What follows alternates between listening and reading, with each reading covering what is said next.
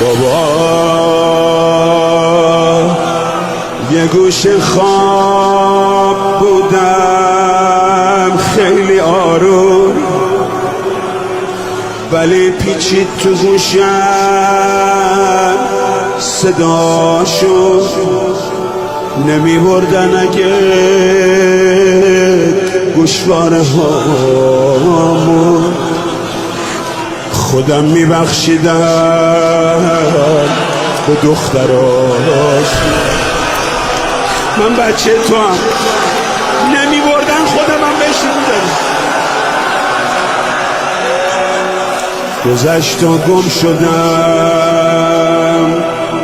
توی بیابون، بچم گم شد. آخه از غافله جا مونده بودم، یکی اومد برم گردون بابا،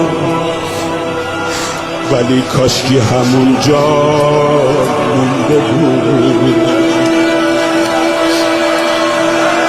بابا بد اخلاقن چقدر مردای شامی، به جای قلب سنگ تو دلاشون،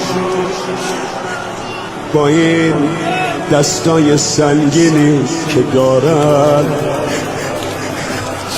دلم میسوزه واسه بچه هاش.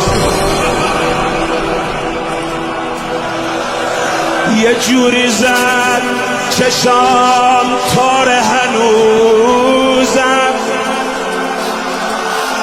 یه جوری زد ای ای ای قدم از درد خمون، جای دستش یکم بهتر شد اما جای انگشترش رو صورتم.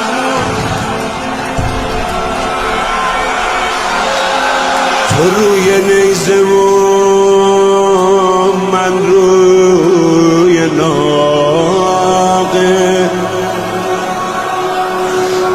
تو چشمات باز و من دستان بسته. چقدر شکل همین بابا نگاه کن، منم مثل تو دندونم.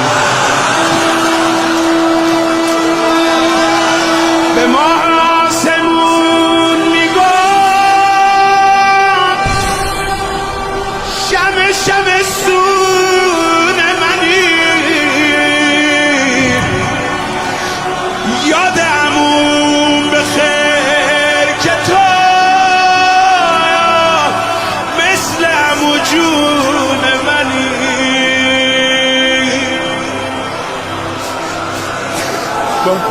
بابا بابا